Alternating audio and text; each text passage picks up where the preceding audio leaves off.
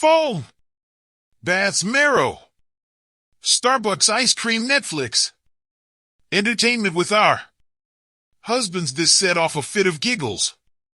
The other passengers on the plane were smiling. The sight of two attractive women, clearly very happy, elicited a positive reaction. I was a doctor, a surgeon, and Solange worked as an emergency room nurse when she was home. When we found ourselves in some hole in the wall African country, she and I would do whatever was needed. At the time we delivered babies, set bones, even helped the local dentist if he needed someone. This was my second and her third experience with Medican Frontier. The first time was very difficult for me, both physically and mentally. I lost 20 pounds that I couldn't lose, and I almost went crazy with depression. I literally counted the seconds until I got home, fell into my husband's arms, and cried hysterically for 10 minutes. Then I pulled myself together and grabbed my then 7-year-old son, hugging and kissing him until he was almost fighting me to be let go. I soon discovered that for the first few days after my return, my husband treated me somewhat coolly. He seemed to harbor resentment that I had left it all. I still remember our not so common arguments about it. Let someone else save the world, honey. You have people who need you more here. At home, people are dying, people I can save.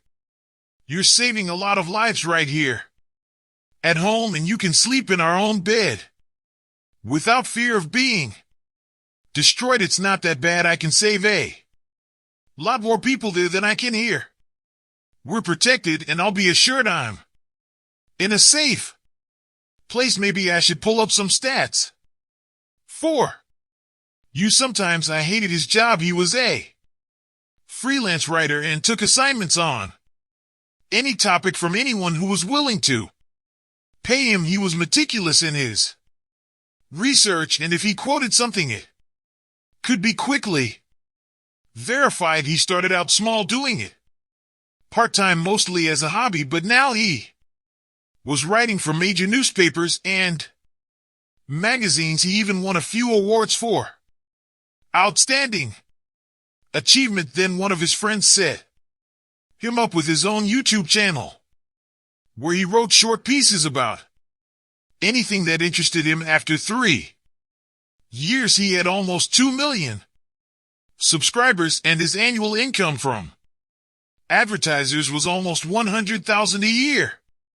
After fees, all in all, he was making as much, and sometimes more, per year than I was. Just before I left, he was invited to become a contributing writer for CNN, mostly to dispel the relentless seriousness of the service. Our niece told him he was now an influencer, and he had no idea what she was talking about. She gave him a definition, and he naturally studied it. He then did an article on his channel warning people to watch out for the validity of what they are told, no matter how successful the person sharing the information is. We all have an agenda, even if we don't realize it. That's why I try to be unbiased in my work. If I believe something, it doesn't mean you have to believe it. It doesn't mean I'm right or wrong. It means you take everything with a grain of salt. Don't blindly take what I or anyone else says as gospel, and use your own judgment. In other words, think for yourself. Unfortunately, this habit has been increasingly lost in recent years. It took 5 months before he agreed that I was going. Then it was another 3 months before I left. I was on an emotional high, and he was still cold. I'll be home before you know it. The incredible sadness in his eyes still hasn't left me to this day. Do you realize that nothing will ever be the same again? I will no longer trust you to put your family's interests first. I'm telling you this now. Not asking you this is a one-time thing. If you run away from your family again, you won't have one when you come back. I was still reeling from his words when he snatched the crying baby out of my arms and walked away without looking back. I was sent to an African country that was as backward as one can get. Outside of urban areas, my operating room was a tent, not a very securely pitched tent. The winds blew relentlessly during the summer months, and it was no big deal that in the middle of an operation, a corner of the tent would blow up, covering everything in dust. It's a wonder they all didn't die of infections. Nevertheless, we saved a lot of people during my time there. I delivered 4 babies. After 3 months, I was climbing the walls. The fear and anxiety wouldn't let go. I shared a room with Solange for the first time, and one day I asked her why. She was so calm while I was distraught. I can tell you the cure: you need some good entertainment.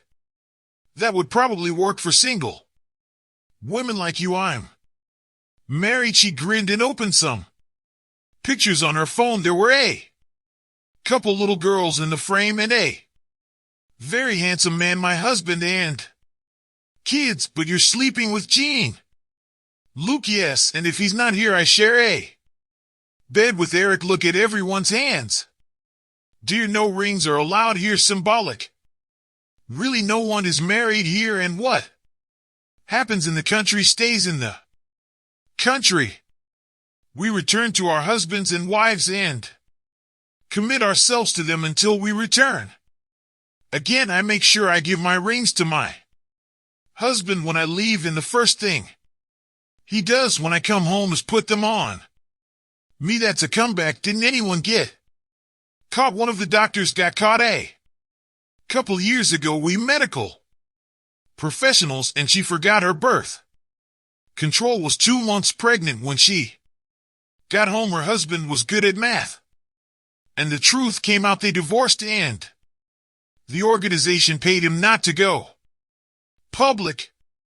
The doctor was no longer allowed to serve. What about the diseases? She rolled her eyes. Medical professionals, remember, we get checked at least once a month, and if something slips through, we deal with it quickly. Think about it, honey. No one will ever know. I lasted 5 months, and then I lost a mother and her child to an IED blast when they were brought in. I did everything I could, but they were too damaged. I was out of it. Drank almost the entire bottle of bourbon and woke up in an unfamiliar bed with one of the male nurses. Before I could say anything, he was on top of me again, and I just gave in and let the discharge overwhelm me. Rodrigo didn't leave my bed until his shift was over, and he was replaced by a doctor 4 days later. He lasted until the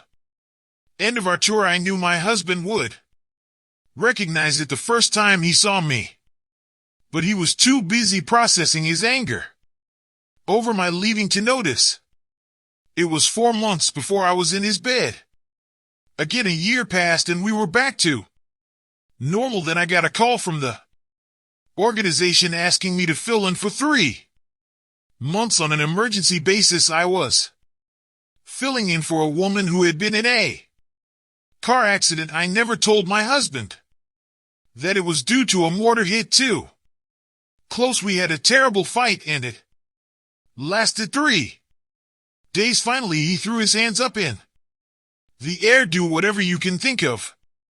Just don't expect us to wait for you to come home. I'll try to be civil if you'll allow me. I intend to ask for custody. You'll have a hard time getting it if you're gone for months or a year. No judge in his right mind would allow Tommy to live with you. Well, that was something I didn't expect. It had only been 13 weeks and I'd be right back. I tried to talk some sense into him. He stayed in the house for Tommy's sake, but hardly spoke to me. Until I left, I didn't think he would. Agreed, but he drove me to the airport. I didn't do it for you, I did it for me. The fact that you're walking away, knowing what you'll lose if you leave, is something I need to see to sustain myself for the next few months. When you come back, things will be very different. There's no need to rush if they need you for a month, a year, or the rest of your life. That'll be just fine. He turned without another word and left me standing still. I knew he meant what he said. I knew that if I wanted my family, I had to hurry after him. I decided to fix that as soon as I got home and headed for the ticket line.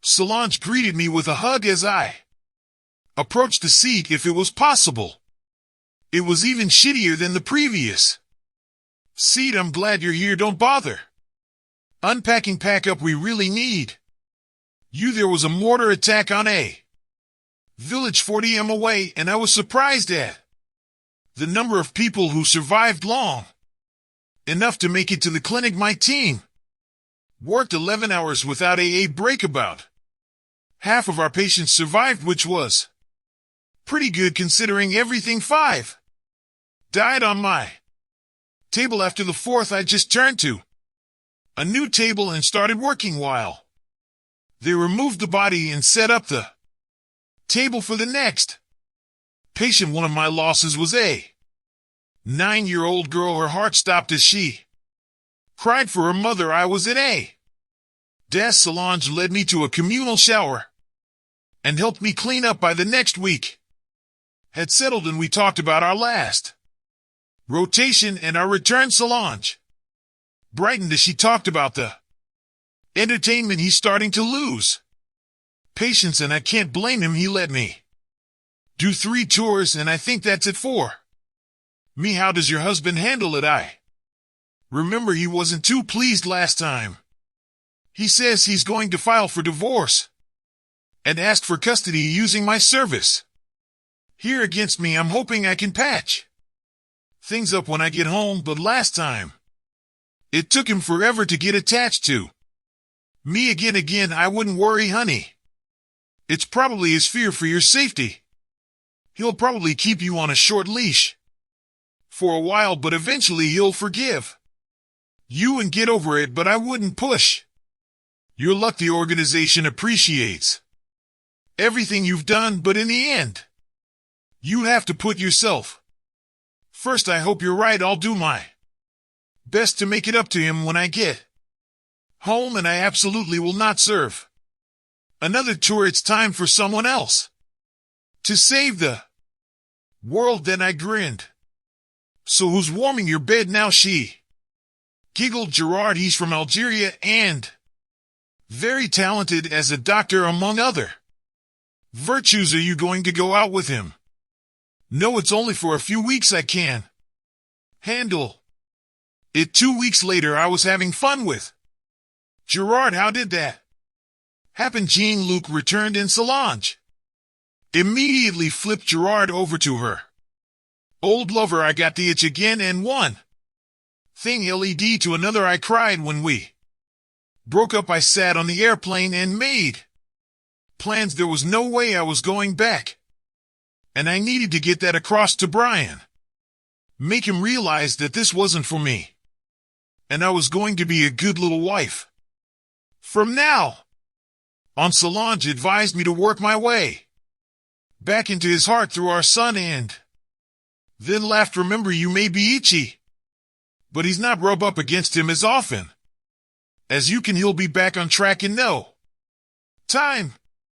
That turned out to be a little harder than I thought. When I got home, he wasn't there. My mom had our baby and said he told her it was too good an opportunity to pass up, and that he would be gone for another 10 days. It was a blessing because it gave me a lot of time to focus on my son. If I could get him back, the rest would be easy. Next chapter. While I was making plans to resurrect my family, I later learned that Brian was sitting in the organization's corporate office talking to the head Psychiatrist said thank you for your interest in our charity, Mr. Oliver. We could use all the publicity we can get.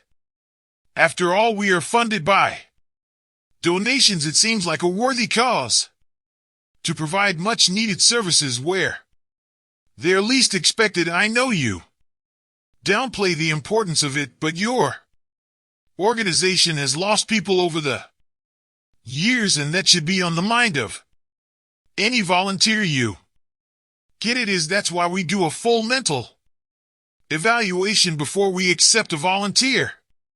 Unfortunately, it's a noble endeavor, but it's not for the faint of heart. Some people have breakdowns from stress and, in recent years, post-traumatic stress disorder is not uncommon. We offer them full support for as long as they need it. It sounds like you try to take care of your employees. Do many of them do more than one rotation? There are some, but we limit ourselves to 4 rotations and don't encourage them to. Is the norm with all that's going on around them? How do they deal with the stress of deployment? It's difficult, but they offer each other support to build morale and reduce fear. I have a confession to make to you, Dr. Parkins. I've done a little research on the divorce and relationship failure rates among people who have served 2 or more tours of duty, and it's unusually high. Care to share your opinion? The doctor was quiet for a moment. Some people don't cope well with the situations they find themselves in and seek comfort, however inappropriate, wherever they can find it. We aim to help repair any damaged relationships, so you consider failed marriages and broken relationships acceptable collateral damage. The needs of the many versus the needs of the few. Would such an argument suit the spouses of doctors, nurses, and technicians who are about to be left on the home front, wondering if they'll have a marriage when they return? I don't like where you're going with this interview. Stories like this will have a negative impact on the organization. Yes, my research has shown that you'd like to gloss over such things and keep them in the shadows. I found at least 3 cases where significant sums changed hands to keep out of the public eye. Do your donors have any idea that they are funding this? The doctor stood up. I believe our conversation is over, Mr. Oliver. I urge you to think about what you're writing. People lose their jobs reporting this kind of garbage. The man grinned, which worried the doctor. I discovered it in my bio too. It's one of the reasons I like being independent. I don't have to give in to pressure. He walked to the door and turned for general information. You should look up Dr. Hope Oliver. I think she's worked for you before. He turned and walked out the door. As soon as it closed, the doctor wrapped his arms around his head. This seemed to be a private matter for him, and his independence meant there was little pressure he could put on him. He checked on Brian Oliver, amazed at the number of followers he had. Then he remembered seeing him on CNN. The situation could quickly become dire. He called his assistant. Get me the file on Dr. Hope Oliver. She's probably still in the country somewhere. If she's home, I need her contact information. That's the first priority. Benjamin, after the assistant disconnected, he stared at the phone for a second, took a breath, and called the CEO. Next, Chapter 1 was surprised by the phone call. It was a charitable organization, and the person calling was very high up in the hierarchy. Dr. Oliver, we need you to come to our headquarters as soon as possible.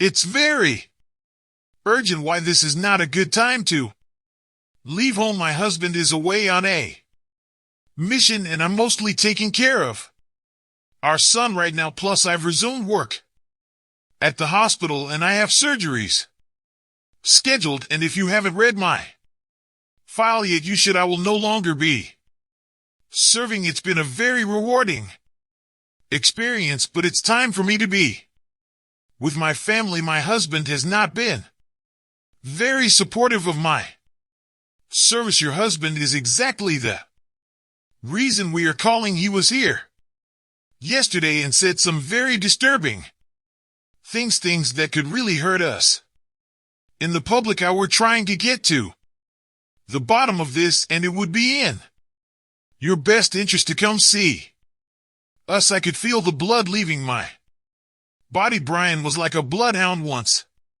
He caught a scent, he would chase it to the last if he thought it was worth it. Doctors and nurses are pretty gossipy by nature, and if one of them blabbed about what happened overseas, it could turn out very, very badly for a lot of people. The first thing I did after I hung up the phone was to call Solange and tell her what the man had said. I bragged to her what a good journal Brian was, and one night in France when we were flying out, we watched him on CNN. Jesus, this could be a disaster. My husband doesn't know how to forgive, and he would leave me in a heartbeat. You need to get in touch with your husband. Hope beg, promise him anything to keep him from doing this. Think of the others.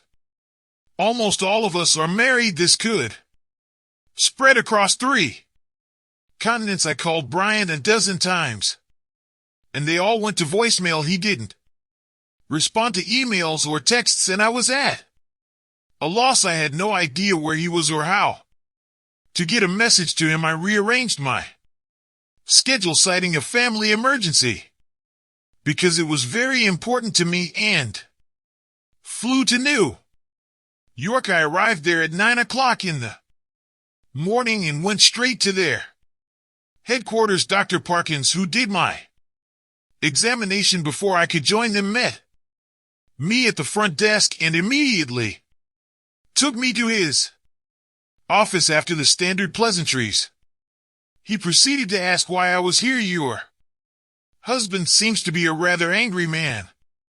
Doctor, I'm going to ask you some tough questions that I assure you will never be discussed outside of this building. And you must be honest if any of us are to survive. Are you ready? I nodded, knowing what was in store for me. Have you had any fun with any of the personnel on your assignments? If so, with whom were you careful to avoid public displays of attention? Did you speak out of turn to anyone outside the organization?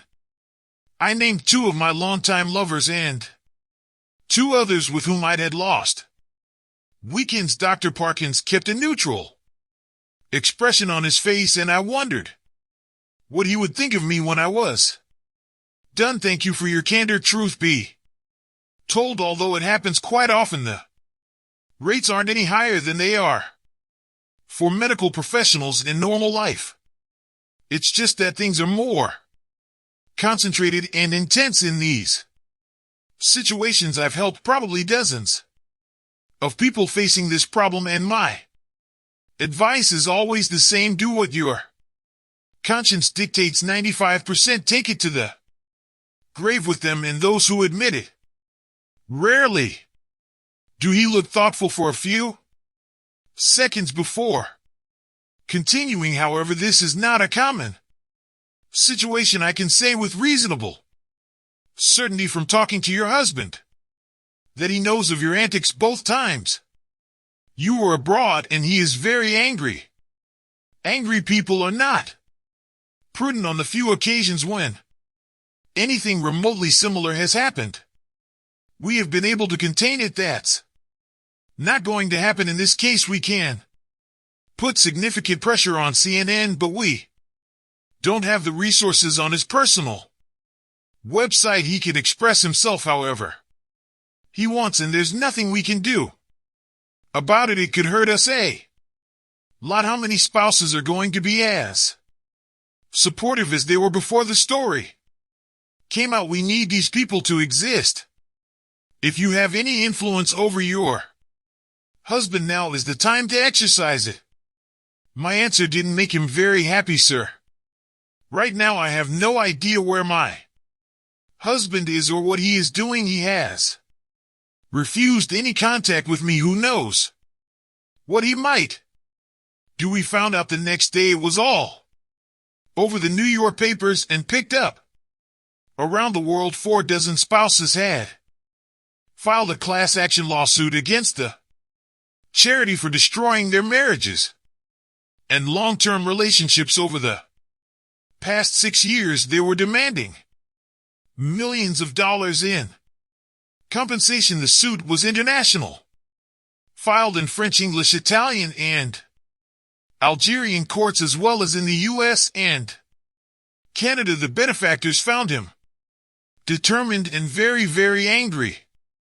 Uncooperative, they tried to reason with him until he told them that he had recorded every meeting or phone conversation since he started the investigation. He knew he was covered by the laws of our state and 2 others, and even if he didn't use them in court, he could show them on his channel. Wives and husbands of those who had recently served demanded the truth from their spouses, and most of them didn't believe what they heard. Less reputable newspapers seized on this and made a big deal out of it. Scandals sell in these publications, and there seemed to be no shortage of stories. Social media dubbed us doctors without morals. The media picked up on this and made it an official mantra. Brian was named as the author of the story, and that led directly to me. Every media outlet in the world was clamoring to interview me, but I stubbornly refused until it occurred to me that since Brian wouldn't talk to me, this might be a way to get the word out. But I never got the chance. Next chapter, he eventually came home, completely ignoring me and spending a lot of time with our son. When I told him I needed a way to contact him in an emergency, he showed me his phone and gave me the number. If you ever call for anything other than my son, I will throw it away. And the first time he stopped by my mom's house to pick up Tommy, I was waiting for him on the steps. Brian, we need to talk. You need to let me explain things and help you understand what I was doing out there is completely unlike us. It never intruded on our lives or meant anything. Once I was home, he looked at me for a second. Let me ask you something. While you were out there having fun, did it ever occur to you how your actions would affect our marriage? Would you forgive me if you came home and discovered that I had a series of affairs while you were away, and I told you they meant nothing because you weren't here? That's not the same thing. Nonsense. This conversation is over. Bring Tommy out so I can leave. Something here is giving me the creeps. After that, he stopped talking to me. If I tried to start a dialogue, he just stared at me until our son came along. Tommy lived with his father again. The court decided to leave him there because it was what he was used to and most comfortable with. The judge also ruled that he could live in our home until the case was settled. Since he was the primary caregiver, I rented a small apartment near the hospital. It was an ordinary box, not at all like the house with the big yard we had bought 5 years before. Brian didn't have to work as many hours as I did, so he became a semi-house husband. He worked when Tommy was napping, and later when he was at school, he redeveloped the backyard, putting a fence around it as well as a sandbox, swings, and a very large in-ground pool where they spent hours in the summer. I think I may have gotten into it twice in 5 Years one day I came home and saw 3 girls in bikinis frolicking in our pool. I was really pissed, but Brian chuckled. I still have to work, you know I could probably work nights while you take care of him, but do you really want to come home to the demands of a 6-year-old? After a long day, it's better this way. Kimberly, the one in the red bikini, is a very qualified nanny, so I hired her. The other 2 are just friends. Part of the employment agreement was to use the pool a couple days a week. She can have 2 friends with her at a time, no more and no boys. Tommy loves her. She is very good with him and I work. She's never in the pool while she's working, except with Tommy. She teaches him to swim. Isn't that great? I understood the fairness of his words, but they still hurt. You can work with half-naked, no, almost naked little sprites right in front of you. Sprites, what have you been reading lately? My office is in another corner of the house. I could see them if I got up from my desk and craned my neck toward the window, or I could come out here as I am now to tell them it's getting late and it's time for them to go home. Tommy woke up from his slumber and rushed into my arms and dragged me over to the girls so I could meet Miss Kimmy. Talking to them relaxed me, and when Kim told me she was going to enter the nursing program in the fall, we found common ground. I got her a volunteer job at the hospital, mentored her as best I could, and wrote her a glowing letter of recommendation for college. Kim was a sophomore in high school and doing well. Her replacement was her younger sister Alexis, Miss Lexi, whom Tommy loved almost as much as Kim. I had a feeling they did a lot of mothering while I was gone, and Miss Lexi could really get her hands on a bikini. The charity wanted to settle the class action lawsuit on the condition that there be a non-disclosure clause in the agreement. They told me about the meeting. Brian laughed, which gave their lawyers heartburn. Everyone else agreed to it. Why can't you just forget about it and move on with your lives? One of the lawyers asked. I've already moved on, Brian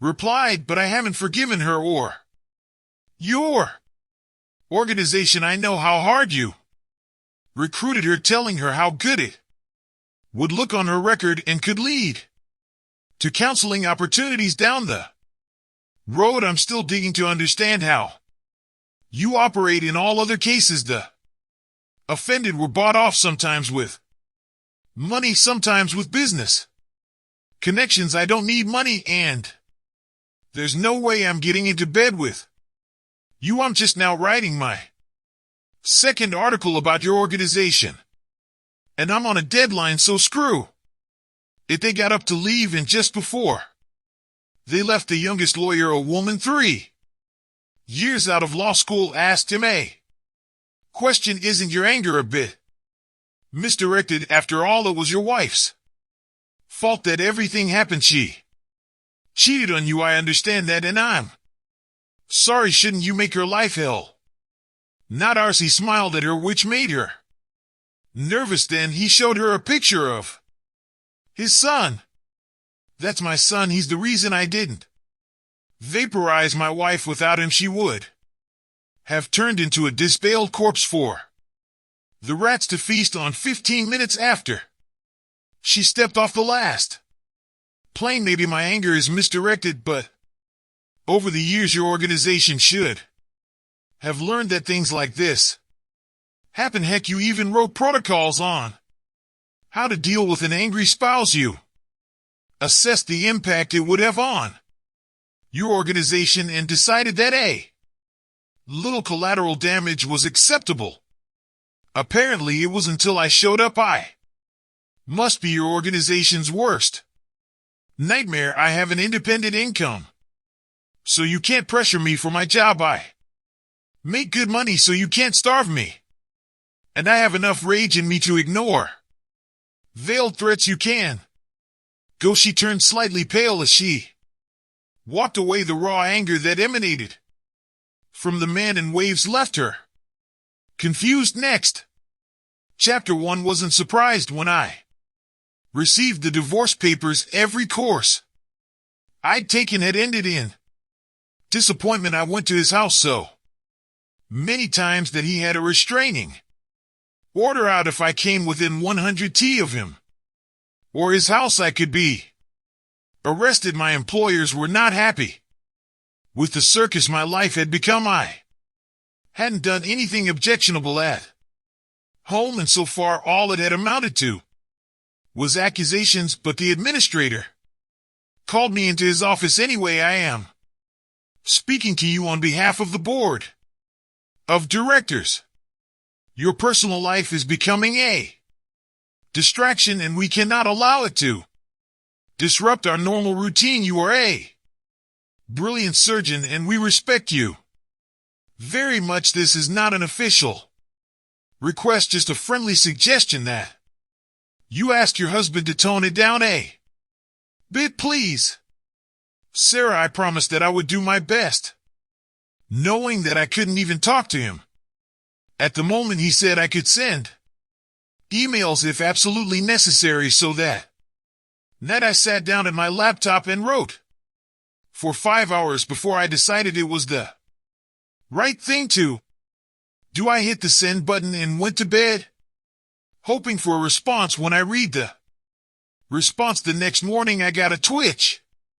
I could care less about your professional reputation, your relationship with the hospital, or any collateral damage I caused, as long as it doesn't involve our son. If you catch me in a lie, send me a message and I will retract it and fully apologize for nurses, 5 technicians, and 2 other doctors from your hospital have been on missions for this organization. I wonder what I would find if I followed them. Perhaps I should warn them. Well, that didn't work. I showed the administrator the letter. He only sighed. He closed the door and exploded. Damn it. Damn it, damn it, Sarah, this is really bad. You know I'm going to have to bring all these people in and warn them they might not take it well, and you're going to have to work with them, so things might get a little tense. The hospital cannot compromise the quality of care for our patients under any circumstances, so I want you to finish this day and then clear your schedule. Take a week off to try and work this problem out somehow. Good luck. Sarah, well, that was abundantly clear. Fix this outrage or start looking for a new hospital. The boss did the interviews and I got some pretty interesting calls. 3 techs, 2 nurses, and 1 doctor hooked up while on assignment. 2 picked each other up and brought it home. All were married or in serious relationships. Now 6 people were agonizing over the decision. Should they confess now and hope for the best, or go and deny everything? I hope they would all keep quiet, because if one broke down and confessed, it could affect all of them. I found out about all of this later. At this point, I was on a mission. I had asked my attorney to invite him to a conference, and if they agreed, I would sign the divorce papers. I finally realized that my marriage was ruined and nothing could fix it unless one person was willing to try. I was surprised that they agreed. 3 days before we met, Brian had published a scathing essay about doctors and the God complex. As usual, he had done extensive research and talked to many experts, so it was accurate and to the point. One famous psychologist said that almost all successful people have it to some degree, regardless of their field, if they've risen high enough, but it's more pronounced in the medical profession because it's often a matter of life and death. He talked about the sense of Self-worth it sometimes engenders and it made me think I learned in this essay a lot about my own behavior. Had I really become that arrogant? Had I thought that my vocation and position allowed me to believe that the normal rules did not apply to me? Have I isolated my life to the point of justifying my behavior? The short answer is yes, yes, and yes, I was frustrated during these missions, but I could have kept my legs shut if I chose to do so, or I could have just stayed home. Instead, I reasoned that what I was doing was just a stress reliever that wouldn't affect my marriage in any way, that I deserved it if it kept me sane. And what happens in the field stays in the field. I thought about it for a long time and realized that I missed the casual fun, the drill of a new partner, and would probably cheat again here at home if I felt safe and had the opportunity. It was a sobering assessment. Next chapter, the meeting went surprisingly well. There were a few minor issues that needed to be addressed, but they were quickly settled. Brian would provide primary care for our son, which had already been in place since his birth, but I would have free visitation rights. Our incomes were pretty close, so there would be no child support on either side, but in lieu of child support, I would provide for the college fund by making regular transfers to an account Brian would set up. All in all, it was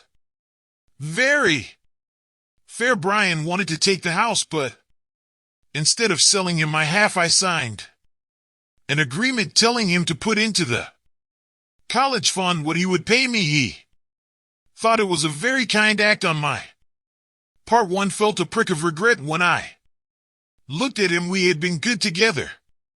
Sure, we had arguments and outright fights, but we never held grudges and worked out our problems, and we never ever fought in front of our child until I decided to go on a mission. My therapist, yes, I had a therapist who was trying to make sure I would never repeat my mistakes if I found another partner, and that seemed like a good idea. Made me recognize that that's when I stopped being part of a couple and became the realm of one. Brian wasn't exactly blameless. He could be aloof and moody, especially if he was working on something that upset him, but he did his best to minimize it. Up until I went on my first assignment, he was very supportive of my career, but after I got home, he didn't seem to care. Did I have a scheduling conflict? Not his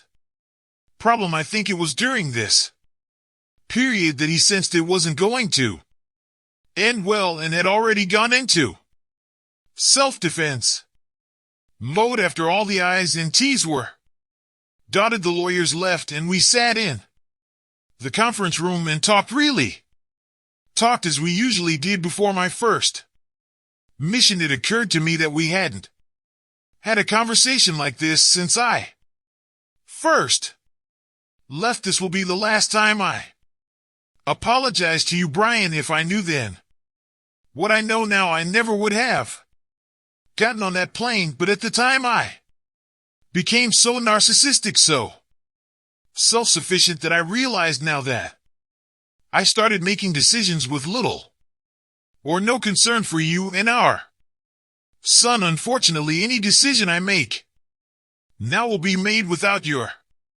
input. Not necessarily. We still have our son, and he will bind us together for at least the next 15 years, all the way through college. Then we'll have a wedding to plan and fights over who gets the grandkids. Why? So we'll be a constant presence in each other's lives. That made me smile through my tears, but it was too much, so I gave him what would probably be my last kiss and left. Next chapter. I don't know if the divorce or our conversation calmed him down, but he backed away from the organization. I do know that the class action lawsuit had resulted in money changing hands, and Tommy's college education fund had increased significantly. The pressure became too much, and I changed hospitals, traveling across town to our biggest competitor. Management made the necessary remarks, but I know they were relieved to see me go. All of the people on past business trips have had marriage problems, but thankfully there has only been one divorce, although some of the remaining relationships are on fragile ground. I didn't date for almost a year. Even when I started dating, I was very cautious and didn't get into a serious relationship for another year. Everything came crashing down when I found out he didn't want kids and couldn't be around them. Another 18 months went by and I found my love. He too was a doctor, a pediatrician, and he loved children. We took our time. We were both divorced and things were still fresh enough that we proceeded with caution. In a way, it was a good thing because we really got to know each other before embarking on a serious relationship. Brian remained single too, although he was dating a producer through his work at CNN, and they were showing signs of a serious relationship. Tommy liked her and had two adorable little girls who followed him around like puppies when they were around each other. The television company was pressuring him to devote himself completely to them. He wasn't thrilled with the idea, and I knew that if they didn't back down, he would leave the network when his contract ran out in 4 months. MSNBC and Fox had already sent offers, so he wouldn't be off the air for long. I was driving through the neighborhood one afternoon and decided to stop by the ice cream parlor to see if Tommy wanted to go with me. It was an independent little store, and they made all their own ice cream. There were not 50 flavors, but about a dozen, and they alternated depending on the season, using local fruit if they could get it. It was peach season, and that was my favorite. They sold it in quarts, and when I knew I'd be there, I'd take a little ice chest with me, and by 3 or 4 home. I almost didn't stop when I saw the car in the driveway, but I had already honked, and Tommy spotted me. He hopped off the porch grinning, and his two shadows followed him. Brian and Alicia were sitting on the swing and waved at me. I leaned over and gave him a hug. Then a tiny 4-year-old reached out her arms to me. I could have backed away, but I grinned, grabbed her and her 6-year-old sister at the same time, and enclosed them in a hug. When I was done, the little girl remained in my arms, and I carried her with me. Brian smirked slightly, and the mother didn't know what to say. "Hi, I'm Sarah. Let's make a deal. I'll trade you a 10-year-old boy slightly used for these cuties. I might even be able to be talked into adding a pony." The woman grinned back. "A pony, you say? Let me think about that, Martha, but everyone calls me Marty." "Sarah, I can't tell you what they call me in mixed company, but it rhymes with which, Sarah." Then I turned and hugged Tommy. "I have to go now, sweetheart. I was just passing by and thought I'd go get some ice cream, but I see you're busy. We'll do it another time." I forgot I had a 4-year-old in my arms, and she started pulling my hair. "I want ice cream. You'll have to talk to Mommy for that." I tried to get her to sit back down, but she wasn't going to do it. "I want ice cream. Looks like I'm stuck. Marty, do you want to go get ice cream? It's right down the street, and they have the most delicious homemade you've ever tasted. It's peach season, and this is my favorite, my treat." She grinned and stood up, lightly pecking Brian on the cheek. I'll be back in about 45 minutes. Why? Don't you get everything ready for the grill? We decided to walk, and the image of Brian with his mouth open made me smirk as we walked to the store. Taylor didn't want to let me go, and I'd forgotten how hard it was to carry a little one in my arms. We told them they had to behave or they wouldn't get anything, and they complied. Taylor changed her mind 3 times before settling on the blueberry one. Tanya looked at the choice with a seriousness that puts other 6-year-olds to shame and settled on banana. I took the peach one, and Marty, after the server gave her a taste, also took the peach one. Tommy knew all the flavors and chose vanilla. The girls tasted what the others had and decided the peach was very tasty, and that's what they would take next time. They stayed surprisingly neat and clean considering the circumstances and were walking back happy. Marty took Taylor even though she was fussy, so Tanya latched onto my arm. We arrived, and I told them I had to go. I got little gooey kisses and a big hug for my son and left, smiling. Marty would be good for Brian, and he always wanted more kids. It looked like he was going to make a good deal. Next chapter, Marty called me out of the blue and offered me lunch. I hesitated for a moment, knowing she wanted to talk about Brian. Then I made a decision. Can you come by the hospital around noon? We'll have to use the cafeteria, but the food there is surprisingly good. That will be fine. Can we do it at noon? I'll see you back here. Marty was much smaller than me, but she had the confident demeanor of someone successful in her field. We made our choices and sat down, making small talk as we ate. Setting her tray aside, she grinned. Brian and I are getting married. I wanted to be the one to tell you about it. I don't mean to gloat. Your past is your past and has nothing to do with me, but you still play a big part in his life.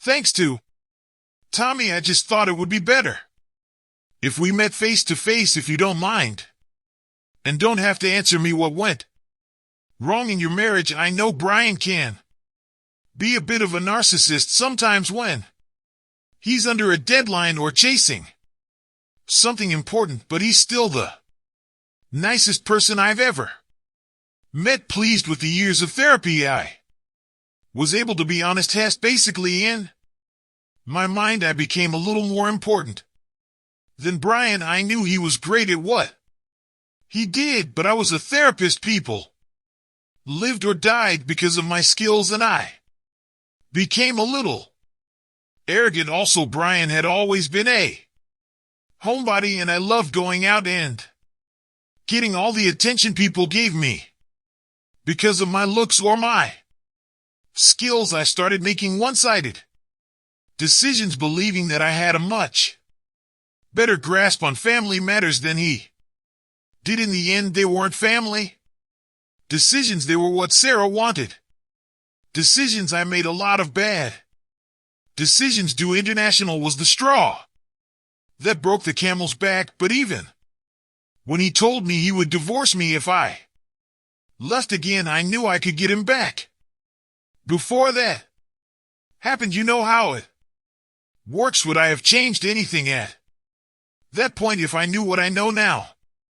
Probably, but it wouldn't have lasted long. I ended up leaving knowing the consequences, doing it with 2 partners while I was away, and then expecting everything to be fine when I got home. It was a shock and a revelation to me when it turned out not to be. I know it pretty much destroyed my view of myself as someone elevated and above the constraints of society. I ended up having to change jobs, losing my son and my husband, and none of what I did was worth the price I paid. She sat for a minute, absorbing what I told her, then sighed. I have a little experience with your situation.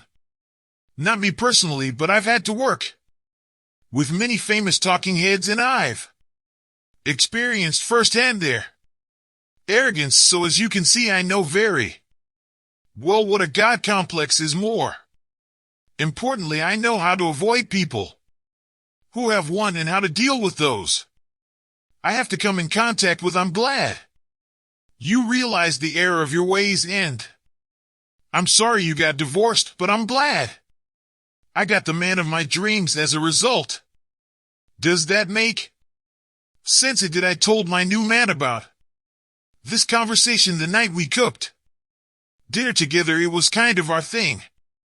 If one of us got there before the other, the two of us would do it together, but we didn't really enjoy it. We used that time to relax, talk about how the day went, and let the stress of our professional lives go away. This left time for important things like cuddling while watching movies, cuddling while listening to music, and if we needed to, snuggle with each other, just a hug. My relationship with my pediatrician ended miserably after I found out that he loved children too much. It happened when my laptop crashed and I used his computer to send an important email about a proposed surgery. I saw a folder labeled Sarah and opened it thinking it would contain candid photos of me. There were a lot of pictures. I was really disgusted, so I searched some more and found another file. I asked two detectives, one male and one female, to look at the file. They looked at it for about 30 seconds, then closed it and tore the away from his dinner. He listened to me and then gave me instructions, and I was to take the laptop to his house while they got the warrant. Then I was to call and tell him what I had found so the investigation could begin. I called on my way back. When I returned, he was already pacing the floor. When he saw his laptop in my hands, he instantly realized what I had seen and punched me in the nose with such force that it broke and rendered me unconscious. I heard the doorbell ring just in time. As I collapsed to the floor, he ran out the back door with his laptop in hand, right at two policemen, two huge cops. Both were married and had kids. Apparently, they thought he was resisting arrest and subdued him, resulting in several deep bruises and taser burns. When the trial was over, he got 15 years. They found a snippet of him seducing one of his patients. Her parents sued him for everything he had had, and he went to prison.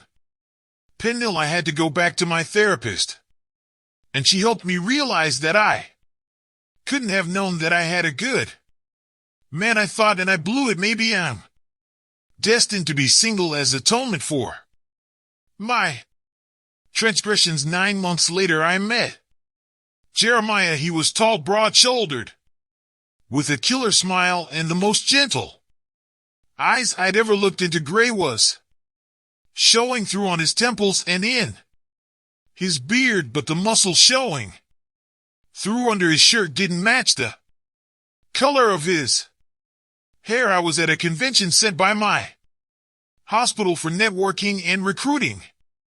My past had taken a back seat. I had done some outstanding work for my new hospital, and they wanted to make me one of their faces in the community. There's a standard process for an alumnus to apply based on a number of factors, but nothing was on paper at first, and we were looking for fresh faces. At 35, I was the youngest surgeon in the state, and it was time for new blood. The symposium covered a wide range of topics related to medicine, and I found Jeremiah. I was a little surprised.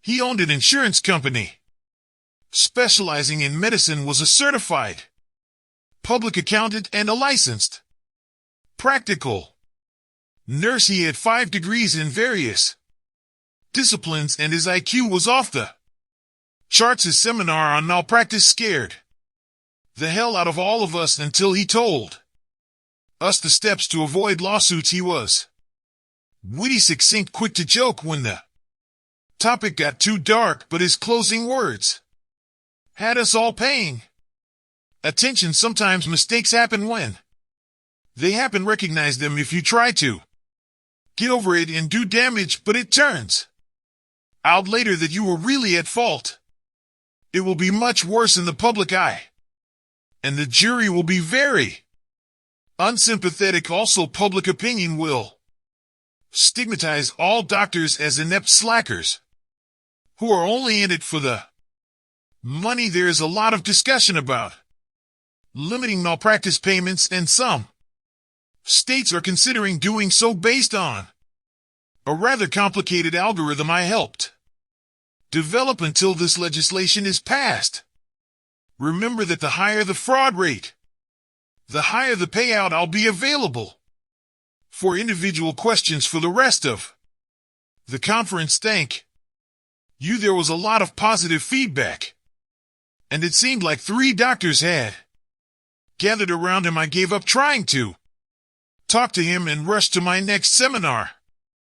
I didn't see him until late afternoon, when I ran into what thought was an empty conference room trying to dodge another doctor who had a magic drink that made all men think they were a gift to all women and should worship them. Accordingly, I had to either hide or slap him, which wasn't the best thing to do. I nearly jumped out of my skin when his voice came out of the darkness. Let me guess, hiding from your demons. I recognized him and smiled. Only from one, I'm afraid. How about you? I needed a break with the amount of time doctors spend in school. Some of them might just be ignorant of how the real world works. You don't have to repeat yourself. As a doctor, I can say that I've made a lot of stupid decisions in my lifetime, but I'm proud to say that none of those decisions involved the patient. Well, then you're ahead of the curve. We spent the next 15 minutes having a pleasant conversation. Then the door swung open, and there he was. Dr. Dick, there you are.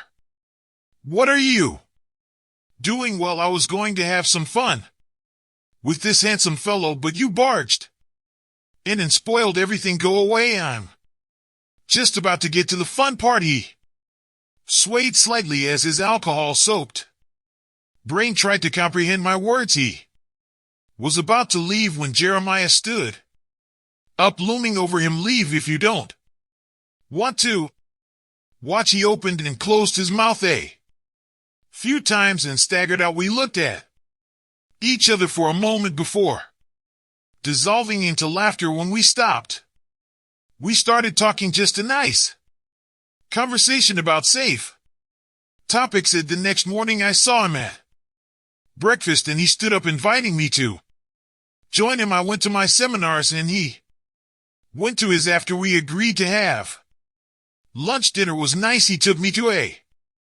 restaurant away from the conference where we could relax, and then to a small club where the music wasn't too loud, and we danced a few slow songs. I was a tall girl, but I felt tiny in his arms.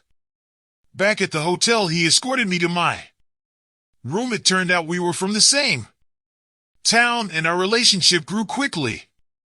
He was married, but she had tragically died in childbirth from a disease no one knew about. The baby was saved, although she spent almost 2 months in the hospital. She was 7 years old. I told him my story about 3 months after we started dating, and right after we started having intimacy, he listened nonstop and then just held me while I cried, scared to the death that he would want to stop seeing me. My heart melted when he uttered, "You can't change the past. It seems like you've made a number of mistakes, but you've learned from them. If I didn't think I could trust you, we wouldn't be where we are now." I tried to love him to death, Thankfully it didn't help, but by the end of the weekend he was pretty lethargic.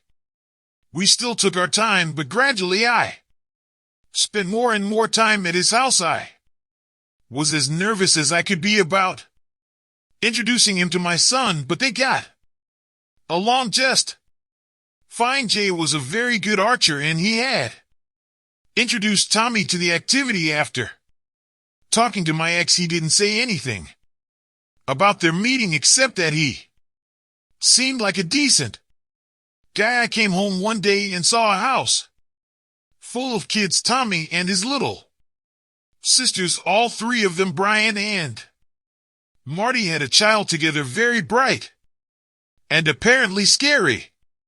Smart. I raised an eyebrow and he blushed slightly, then grinned. We're running this herd for 2 days while Marty goes to New York to get an award.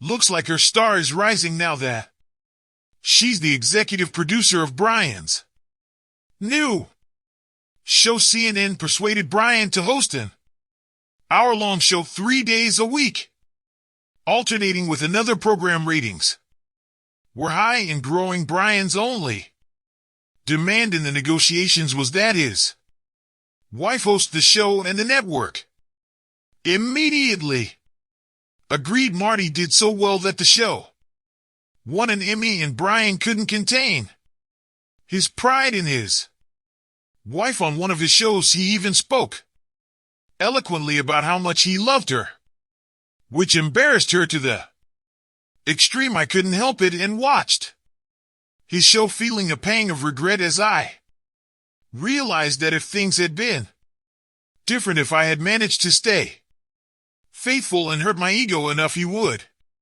have raved about me on his show. Then I looked at Jer and realized that maybe he was the destination I was destined to arrive at. Any 2 days turned into 3 when they asked for an extra day. Jer was over the moon. The big girls wanted to shoot Terry's bow, but he was a teenager and the bow was physically too big for them. Jer solved that problem with a trip to the academy, buying them little bows and all the accessories. Taylor was a natural-born marksman and Tanya was a very good one.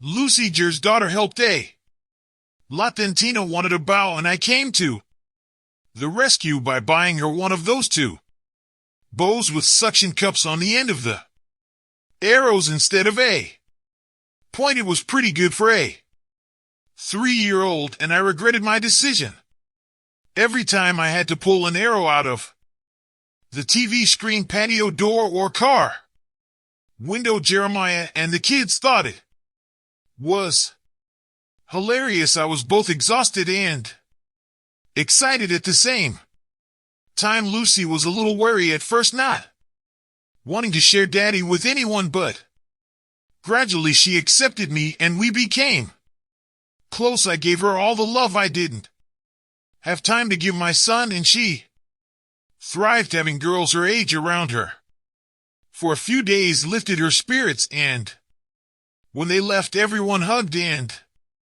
kissed. We were sitting on the couch, relaxing, when Lucy crawled on top of us.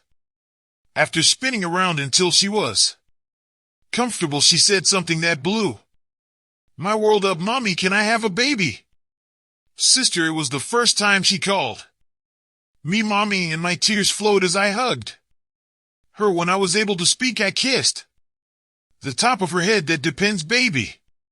What does Daddy think of the idea?" Daddy grinned, holding up a small box. "Daddy thinks it's the best idea he's heard in a long time." I cried for 30 minutes, all the while kissing and hugging them both. Next, Chapter 1 had wanted a baby for a long time, but won out, and I gave birth to an 8B boy 2 weeks before my 38th birthday day. The waiting room was filled to capacity. I was a doctor's favorite, and the nurses were constantly bustling around me. I wasn't surprised to see Brian, Marty, and their family. I was surprised to see his mother. She had been out of state for a while and I didn't realize she was back. I couldn't see the tears as she asked to hold her new granddaughter in her arms. Soon she and Jeremiah's mother were sitting in each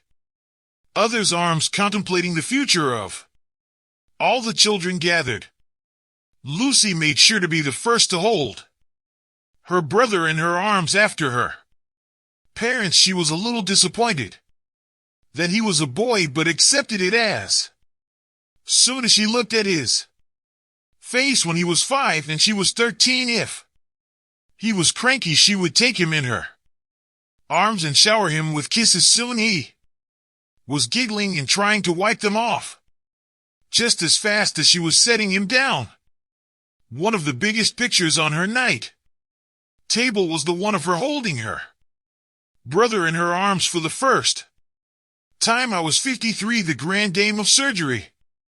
Knowing that in a few years my arms wouldn't last, I planned my retirement. I was a mother to young doctors and nurses, and they often confided in me. One of the most beautiful nurses came to me for advice. I heard that you are working with Doctors International. I've been asked to work there. Is there anything you can recommend? I didn't sugarcoat it and told her about my experience and what it had cost me. She had recently gotten married, and I asked if her husband was okay with it. He doesn't know yet. Then you should talk about it. Are you willing to be away from him for that long? Will he be willing to wait for you to come home? The organization has done a great job, but there's always a price and a downside.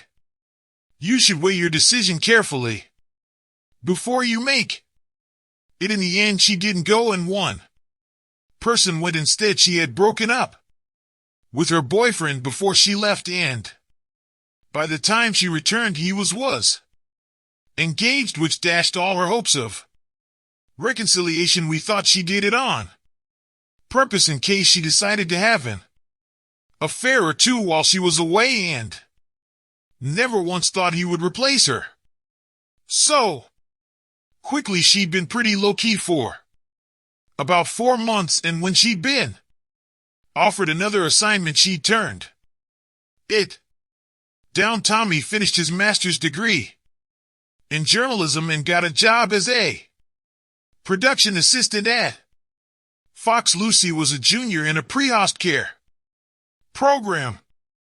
Tanya is in the same program, and they live next door. Taylor is a senior in high school and has a full volleyball scholarship. Tina is a freshman and looks like she's going to major in boys. In her 14 years, she looks 20, and men and boys just love her. She's got a good head on her shoulders, and if they push hard, she shows them pictures of her sisters, brother, cousins, Lucy and JJ, with ribbons and trophies for archery and karate. Tommy was a reserve member of the Olympic team last year, and JJ at 15 is already a second D black belt. Lucy was the state archery champion in her age group 2 years ago, narrowly beating her cousin Taylor. I ran into Brian at the coffee shop one day and we sat down at a table. I apologized again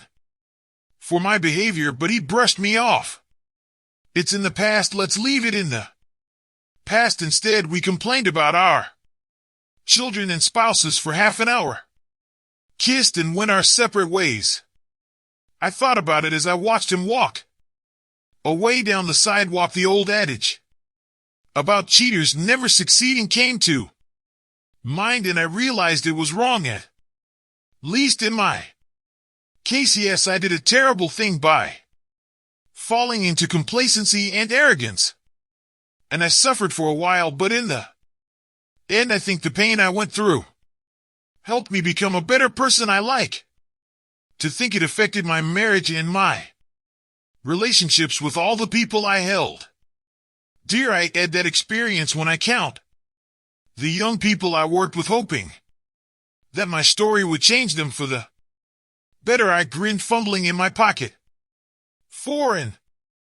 Envelope my gift to my husband for their upcoming wedding anniversary was 2 weeks at one of Thailand's most exclusive resorts. Sun sand clothing optional. I didn't have as hard a body as I did in my 30s, but I exercised and was recognized as one of the top 3 males in my hospital. Jeremiah still looked at me as a young hottie, and I wished it would never go away, so I endured the pain and tried to ignore the ravages of time and nature while he did some of the ravages.